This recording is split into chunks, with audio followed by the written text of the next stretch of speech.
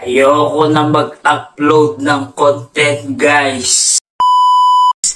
Hello guys, good morning, good afternoon, and good evening sa lahat for today's video. Ito nga video na to guys, gagawin kong content to kasi kailangan kong gumawa ng content.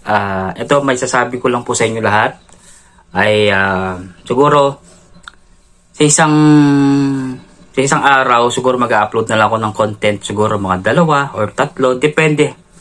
Yun na lang siguro yung gagawin ko para hindi magsawa yung mga viewers ko, para kahit papaano kailangan gumawa ko ng content na medyo maganda, na may napupulutan ng aral at nagugustuhan ng viewers. Kung nakakatawa man o anong klaseng content yan, as long na meron silang natutunan at as long na natutuwa sila, na entertain sila. Excuse me. Yun ang ano ko guys. Ito wala nang edit, kaya gusto ko without edit na. Mas gusto ko na yung direct, ayan. At nakikita nyo na without filter. Kaya nakikita nyo po, hindi na masyadong nagla-live. Kaya 1 content, 2 content o 3 content na lang siguro ang gagawin ko. Kaya ganun po.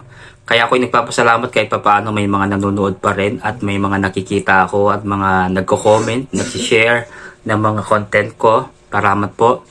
Ayan, bilang isang content creator guys, kasi kailangan ko talagang gumawa ng content. Medyo okay naman yung music pero umuwas po na ng konti-konti. Pa-konti-konti na lang, kaya voice over na lang na, di ba? Kaya sa lahat po ng mga nagtatanong, sobrang dami pa rin mga nagko-comment sa akin bakit daw ang dami kong followers pero walang nanonood.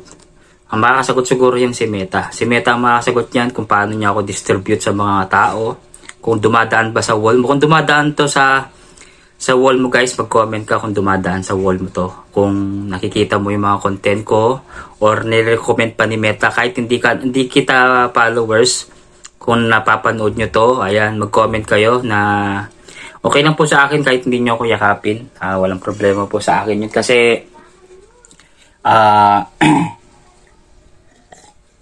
sabi ko nga sa inyo, hindi ko pinipilit yung sarili kong ayaw sa akin. Kung gusto nyo ako guys, walang problema. Grabe, may tinapay pa akong nasabit dito guys. Yan.